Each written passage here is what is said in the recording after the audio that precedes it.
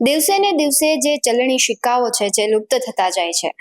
કહેવાય કે અત્યારે નાના બાળકોને તમે આઠાની કે રૂપિયો બતાવો તો તેને ખબર નથી હોતી, તેમને એની મૂલ્ય નથી ખબર. પરંતુ જ્યારે આઠાનીનું ને એક મૂલ્ય હતું, અત્યારે તે લુપ્ત થતું જાય છે. ત્યારે એક એવા કોઈનમેન છે કે જેમણે વિશ્વભરના જે કોઈન છે અને જે આપણા ભારતના જૂનામાં જૂના કોઈન છે અને ચલણી નોટો છે તેનું કલેક્શન ભેગું કરવું છે, અને જે નવરાત્રીનો સમય છે ત્યારે એક મસ્ત કેડિયું બનાવ્યું છે. ત્યારે આવો આપણે તેમની સાથે વાત કરીએ અને જાણીએ કે આ કેવી રીતના એક કેડિયું બનાવ્યું છે. કોઈનમેન નરેન્દ્ર સોરઠિયા. જય જય ગરવી ગુજરાત. હું કોઈનમેન છું. મારી પાસે વિશ્વભરના સિક્કા અને નોટો છે.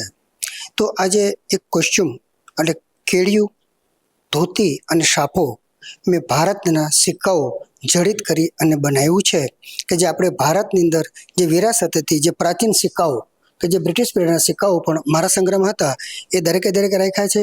એવી જ રીતે ભારત આપણું સ્વતંત્ર ત્યાર પછી જે દરેક પોઈન્ટ છે એ પણ મેં પાઘડી અંદર રાખ્યા છે. અને બિનચલણી પ્રૂફ સિક્કાઓ જે 100 રૂપિયા, રાળ 1700 સાલ, એ બધા પ્રાચીન સિક્કા મૂકી અને જે આપણી ભાતીગળ સંસ્કૃતિ છે કે જે જય જય ગરવી ગુજરાત, કે જે વિશ્વની અંદર આપણે ક્યાંય પણ જઈએ તો ગુજરાતી કહેશું તો પહેલાં ગરબા યાદ આવે.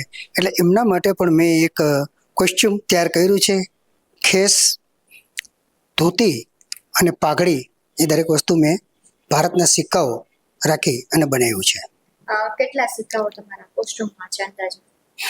કોઈન્સ કુલ ટોટલ સમથિંગ 140 જેટલા કોઈન્સ મેં મૂક્યા છે. એમાં જે સૌથી પહેલા ઉપર કોઈન છે 100 રૂપિયાનો, એ જે બિનચલણી પ્રૂફ સિક્કા હોય છે. ત્યારબાદ 1700 સાલનો જૂનો સિક્કો છે મારિયા, અને ભારત સ્વતંત્રથી બિનચલણી પ્રૂફ કોઈન્સ છે.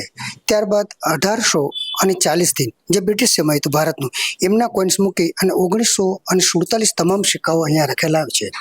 ત્યારબાદ આપણું ભારત આઝાદ થયું સ્વતંત્ર. 1947 પછીના પણ તમામ સિક્કાઓ 2023 લગીના સિક્કાઓ પણ મેં આમની અંદર જડિત રાખી અને રાખ્યા છે કોઈન્સ.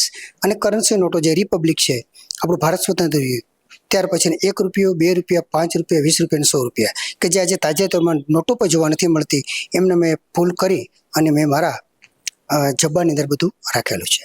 ખાસ નવરાત્રીનો પર્વ છે ત્યારે તમે એક અલગ પ્રકારનું કેડિયું બનાવ્યું છે. તમને વિચાર ક્યાંથી આવ્યો કે હું આવું કેડિયું બનાવું? હું ઉનાનો રહેવાસી છું અને ત્યાં હું ગરબા વર્ષોથી રમું છું. અને ત્યાં એક અમારા ત્યાં બહુ સરસ ગરબી થાય છે, એસી ગ્રુપ. ત્યાં પણ હું 3 વખત પ્રિન્સ બનેલો છે. ત્યારબાદ કેસી ગ્રુપ છે, ત્યાં પણ પ્રિન્સ બન્યો હતો. ત્યાં પણ મને સોનાની વીંટી મળી હતી ગિફ્ટમાં. અને ત્યાં અમારી ભારત સંસ્કૃતિ જાળવી રાખી છે એવી શ્રી ગાયત્રી ગરબી મંડળ, કે જ્યાં પ્રાચીન જે ગરબી થતી હોય છે ત્યાંથી પણ અમે ઇનામો પ્રાપ્ત થાય છે. અને અમે વર્ષોથી પણ ત્યાં અમે રમીએ છીએ. અને મને એક પરંપરા છે આપણી ભારતીય, અને માતાજીને ગરબા આવતા હોય એટલે ઝૂમવું અને રમવું એ પણ એક આપણી ભારતીય સંસ્કૃતિ છે, એ આપણે રમવું જ જોઈએ. કેટલા વર્ષોથી આ તમે કલેક્ટ કરો છો કોઈન? હા, કોઈન્સ અને કરન્સી 45 વર્ષથી સિક્કા અને નોટો એકત્રિત કરું છું. હજુ પણ કેટલા પ્રકારના કોઈન છે જે આમાં નથી તમારી પાસે, કે બધા જ આમાં તમે જડિત કરેલું છે? અત્યારે મારી પાસે જે કોઈન છે કુલ ટોટલ 1.5 લાખ કોઈન છે.